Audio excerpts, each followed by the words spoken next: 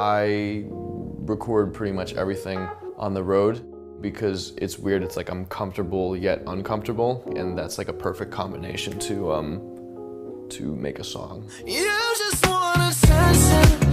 You don't want my heart. Maybe you just hate the thought of me with someone else.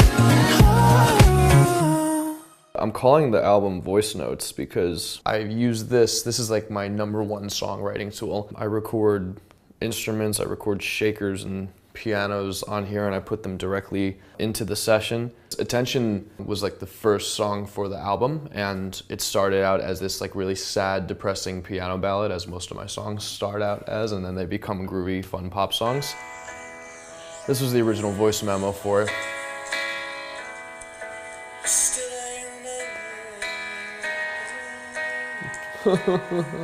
So depressing. And then it became a little bit more exciting. I wonder if this is the track here.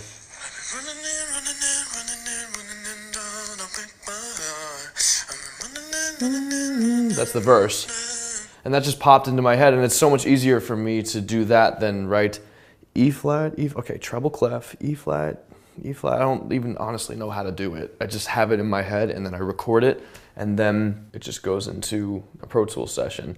And it started out as like this.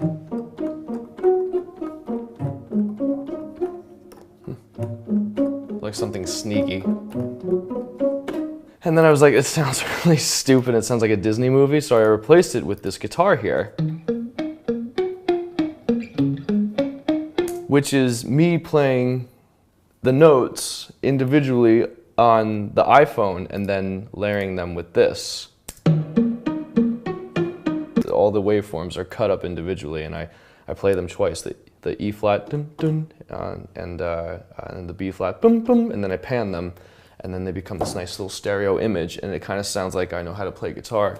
I added this Rhodes, and this was originally the verse, and I was like, it's too vibey to be the verse. The verse should just be like that melody that I had on my phone. So I had the whole thing in my head. I just had to like, okay, dissect everything, all the layers in my brain.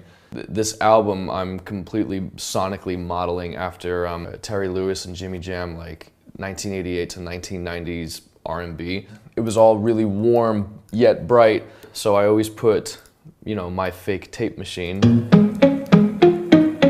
If you can hear that little vinyl crackle in the background, you can hear the difference without it, with it. And then you have like the classic sweeps to create the energy, and everyone's like, oh my god, here comes my least favorite word in music, but like, here comes the drop, oh my god, here comes the drop, And then I don't give them the drop, I give them the anti-drop.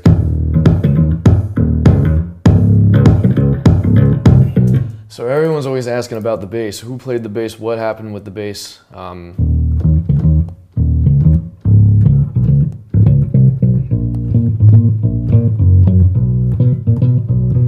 Because I was obsessed with disco and how bad it sounded, but like the cool elements of it, like, you know, like that was really, really appealing to me, so I definitely wanted to throw that in there. So that sounds like the realest bass ever. So I printed that and added all the same thing with like the lo-fi, and added all like the weird hum to it. So my whole thing is like, you need to make each chorus sound a bit different. It doesn't really matter how much you put in, as long as it's just a little bit different. And what made it different in this chorus was the fact that there was just a cowbell. Ding, ding, ding, ding, ding, ding. And I pitched it up, so you have the very groundbreaking lyric, "What are you doing to me? What are you doing? It originally was supposed to be like one, "What are you doing to me? What are you doing now?" Well, that's boring. Let's stack it a lot. What are you doing to me? What are you doing now? Another one. What are you doing to me? What are you doing now? And it doesn't sound like anything's changing, but it actually is becoming thicker. What are you doing to me? What are you...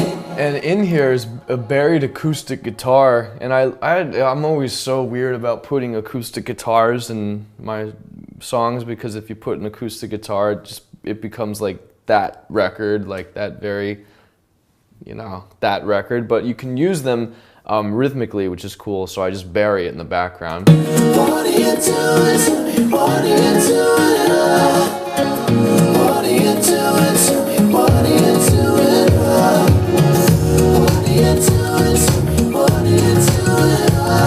I think it like sounds like if you were in like a hotel room in Miami in 1988 looking out at the ocean and there were white linen curtains blowing in the wind.